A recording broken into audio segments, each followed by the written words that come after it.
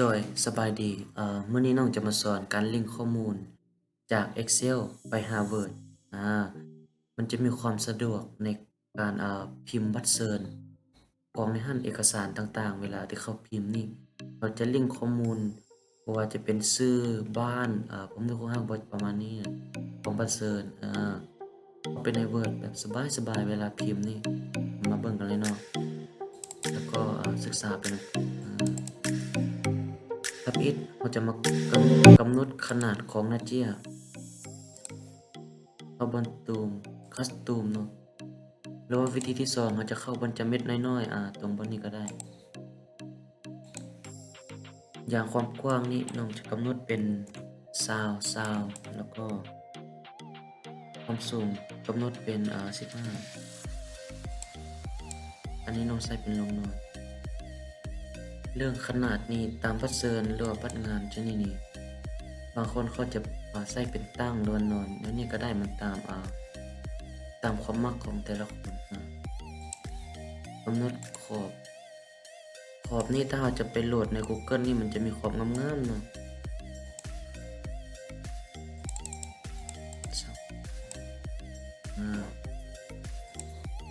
จะมาเริ่มพิมพ์กันเลยเนาะมีดทุกเทื่อจะมาพิมพ์ตรงเครื่องนี่เป็นบัตรเชิญ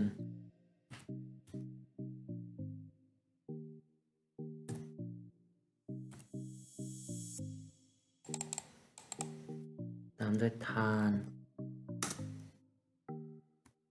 ชื่อบนนี้เนาะเขาบอกเป็นใส่เป็นเพศชื่อแล้วก็พร้อมด้วย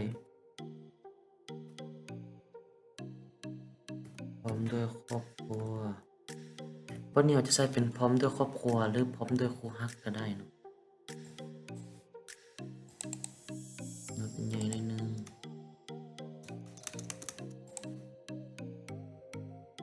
แล้วก็ปรับ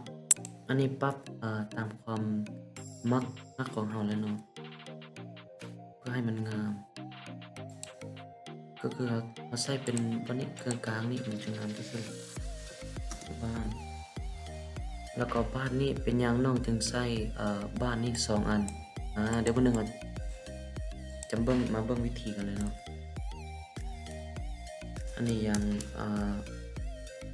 นี่ก็คือเป็นคู่บ่าวสาวสมรสก็มักจะเห็นกันเลยอันนี้เขาใส่ให้มันบางคนที่ยังบ่เข้าใจอย่างเส้นอันนี้เท่าโอ้งามโอ้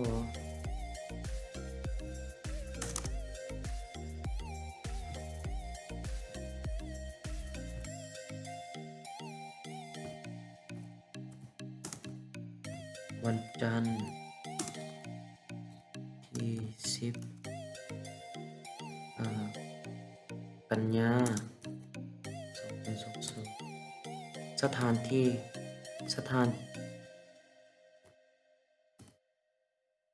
ถ้าเป็นห้างเราก็จะใส่เป็นห้างแต่ถ้าจัดในบ้านก็ใส่เป็นบ้านแล้วก็ปรับแต่งให้มันงามๆเลยเนาะ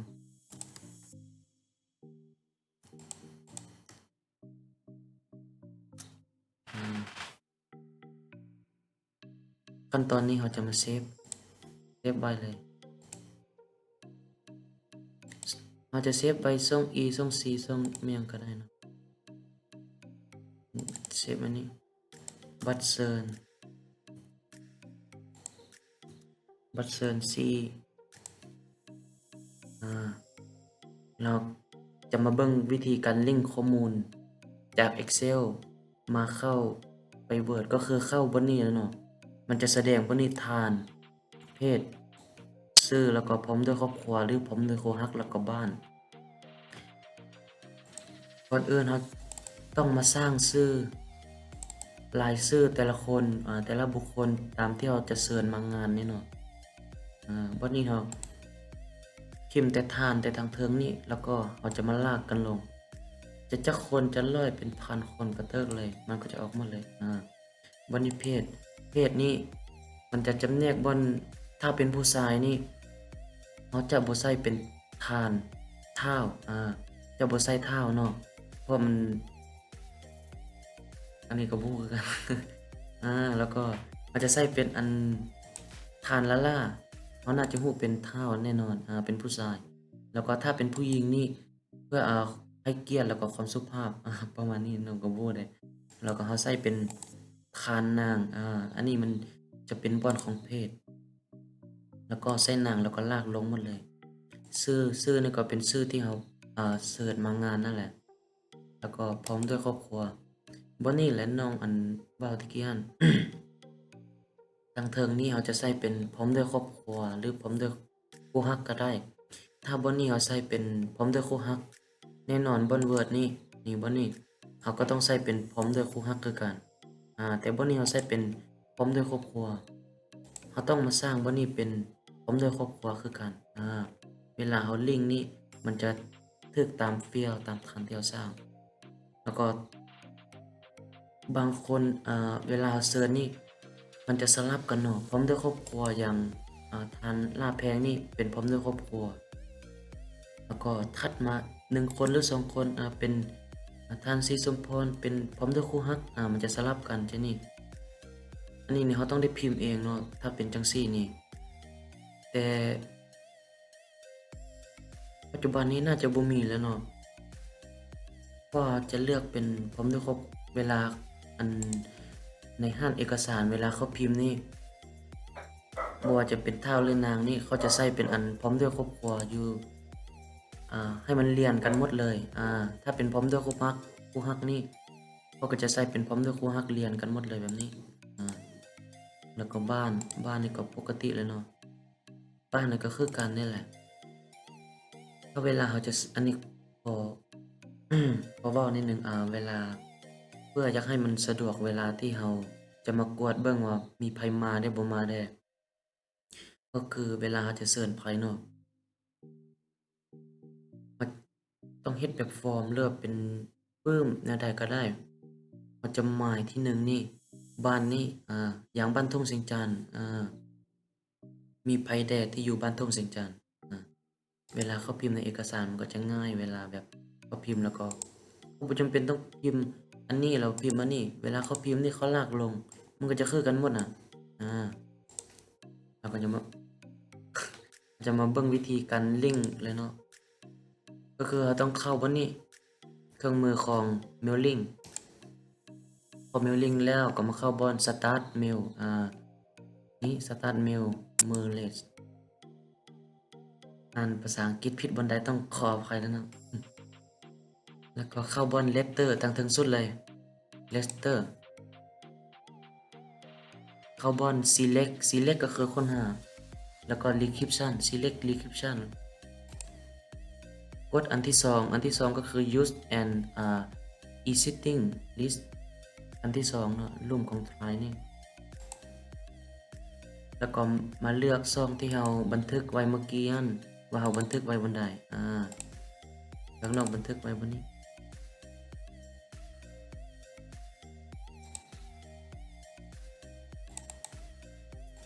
นี่น้องบันทึก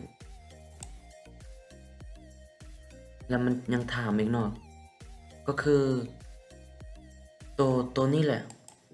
ตัวซีดเมื่อกี้นี่ตัวซีดเนี่ยมันจะถามก็คือเป็นตัวซีดของนี่เวลาหลายๆคนนี่เขาแบบนี่เขาจะเพิ่มเป็นซีด2บางคนมันจะมีชื่อไม่หยังกระตึกรวมเป็นอีหยังกระตึกเนาะเราต้องให้กำหนดบ่นี้ให้มันถึกกับซีดที่เราได้สร้างไว้ในExcel แล้วอย่างที่เราสร้างไว้ใน Excel ก็คือเป็นซีด1แน่นอนวันนี้เราต้องใส่เป็นซีด1คือกันมากดโอเคเลยฮอดขั้นตอนนี้ก็มาเบิ่งกันเลยเนาะฐานนี่เฮ็ดแนวใดให้มันออกฐานหรือว่าให้มันแสดงชื่อฐานเราก็ต้องมาทาสีวะนี่ทาสีแต่ฐานแล้วก็มาคลิกเข้าบน insert mesh แล้วก็ fill มาทาสีบนฐานแล้วเราก็ต้องเลือกเป็นฐานตามด้วยเพศแล้วก็ชื่อ เราทาสีตัวใดเราก็ต้องเลือกให้มันสมกับตัวที่เราได้สร้างไว้ในอัน Excel แล้วซื้อซื้อพร้อมด้วยครอบครัวพร้อมด้วยครอบครัวบ้านอ่าอย่าห่างหน่อยหนึ่งเพื่อบ่อยากให้มันติดกันบอนนี้เนาะอันที่น้องเว้าอันไว้ในคลิปข้างต้นแล้วก็คือบ้านนี้เป็นหยังเราจึงใช้2อันเราใช้อันเดียวได้บ่ได้เดี๋ยวจะมาลบลองพรีวิวนั่นแหละมันก็จะบ่แสดงบ้านเนาะแต่ถ้าเราใช้บ้านบ่นี้เด้ลองพรีวิวเบิ่งนี่มันก็จะแสดงบ้านอ่าอันนี้น้องขออนุญาตไปคลิปแล้วเนาะไปคลิปต่อๆไปเลยแล้วก็ใครที่ยังบ่เข้าใจนี่สามารถเลื่อนกลับไปเบิ่งอ่าบนคลิปเก่าก็ได้ถ้าเราอยากเบิ่งชื่อรายชื่อแต่ละคนทั้งหมดนี่มันจะมาเข้าวันนี้ finish แล้วก็ตัวที่1ก็คือประมาณว่าแบบเราอยากเบิ่งชื่อทั้งหมดเพื่อความปลอดภัยตัวที่2นี่ถ้าเรารู้ว่ามันถูกกันแล้วมันจะมาพิมพ์ออกเป็นเที่ยแล้วเป็นอิหยังก็เทิงแล้วก็ตัวที่3ก็คือเซตก็คือเราส่งข้อความไปทางอีเมลบ่ Messenger ประมาณนี้แหละจะมาเข้าตัวที่1ก็คือ edit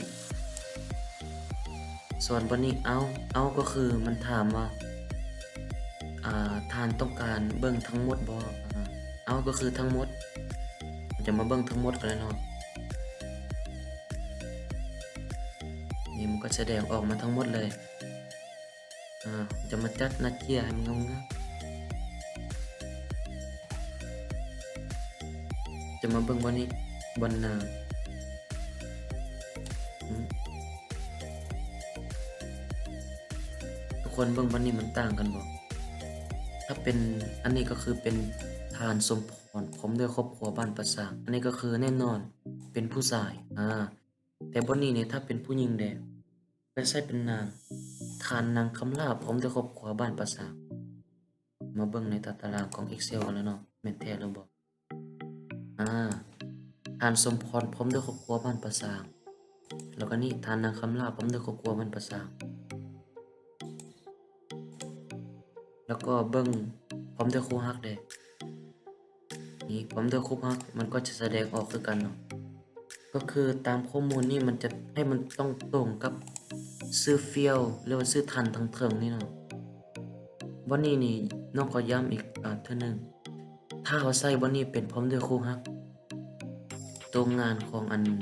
ใน Word ของเราบ่อนอันที่เราสร้างเมื่อกี้นี่เราก็ต้องใส่เป็นพร้อมด้วยครูฮักคือกันมันจึงสามารถรันหรือว่าพรีวิวได้แล้วก็กำหนดสีของพื้นก็เข้าบ่นี่เข้าบนดีไซน์แล้วก็